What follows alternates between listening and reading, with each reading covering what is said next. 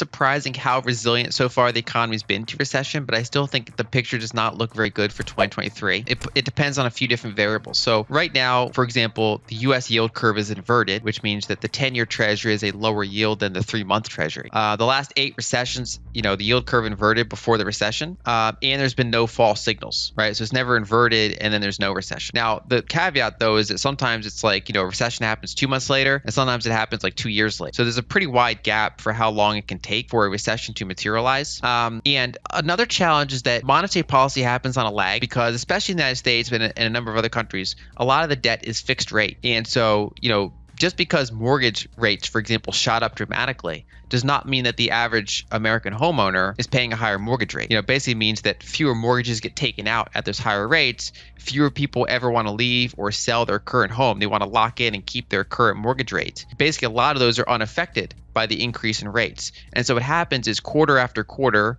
potentially year after year, as rates are at a higher level, some percentage of debt matures and gets rolled over. Like some corporate debt matures and gets, refinanced at these higher rates. Some people just have to move, things happen, and then, so low interest rate debt gets refinanced at higher rates. And that eats into incomes, it eats into things that they otherwise could spend money on. More of it goes to bondholders, banks, things like that, and away from the non-financial industry. And that can contribute to recessionary conditions, especially because if you look at, office, like commercial properties, they've never recovered yet from the combination of COVID and remote work, right? So it's not that, remote work was always going to happen to some degree. And what COVID did was say, okay, we're going to take the next 5 years of remote work and push it into 3 months. That kind of trend was rapidly accelerated. And so even as it bounces back somewhat, a lot of companies have already decided that they need less office space than they used to. And so there's higher, vacancy rates, for example, in New York office real estate. I'm sure many other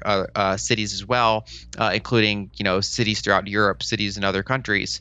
And so over time, as those holders of those properties have to refinance their debt at higher rates, that just puts pressure on them. And so I think that it's one of those things where we're kind of in a more stagnant environment right now, and we'll see if it descends into an outright recession.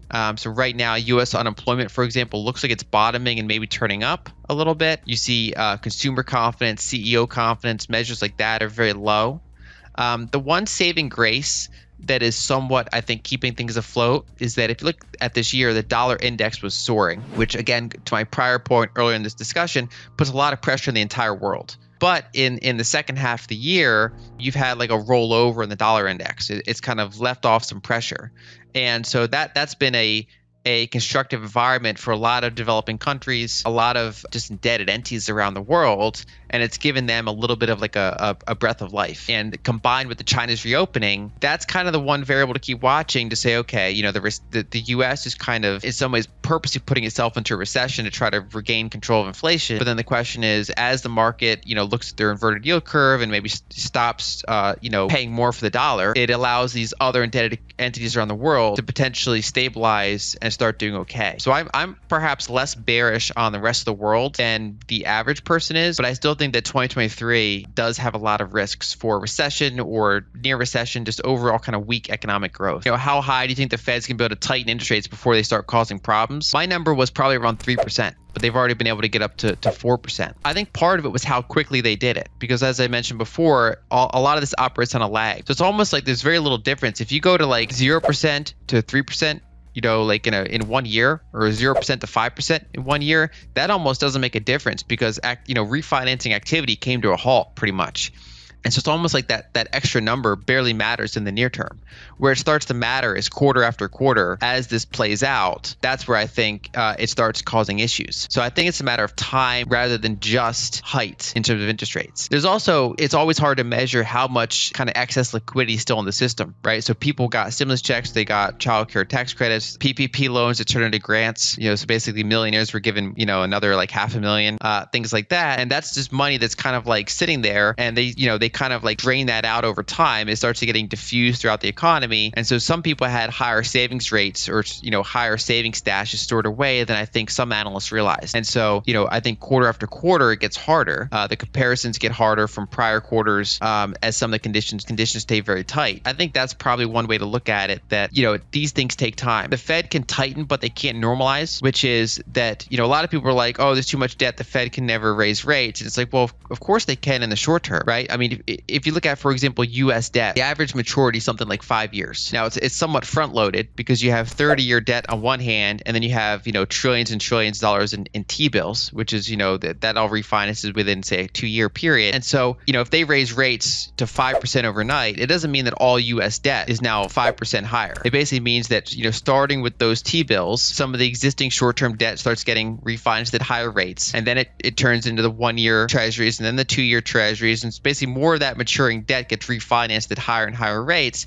And so there's a very big difference between, say, holding rates at 5% for 5 years versus doing it for 1 year, because more and more of that debt gets refinanced at that higher rate. Is that the Federal Reserve is unlikely to get back to a period of positive real rates and then maintain it for years. But they can get to either positive rates in the near term, or they can get up to higher rates while inflation is still high. So, for example, what's remarkable is that as much as the Fed has tightened, they're still below the official inflation rate year over year. And so they're still in negative real territory. Now, they are higher than inflation break-evens, which is, supposedly the market's estimate of forward inflation. So they're positive in that sense, but they're still below trailing year-over-year inflation. So they've tightened, but it's not like they've done like a Volcker 1970s thing yet. That's kind of how I'd phrase some of those aspects. So I think that they might maintain levels that long. I mean, the market and even the Fed's already kind of point to early 2023 is when they're probably going to start topping out in terms of their rates. And then the question is, how long can they hold it? And then that will largely depend on whether or not a recession materializes or not. I mean, if a recession starts to materialize, they're going to get a lot of pressure to pull back. If a recession manages to be narrowly avoided, let's say China reopens hard enough and the weaker dollar around,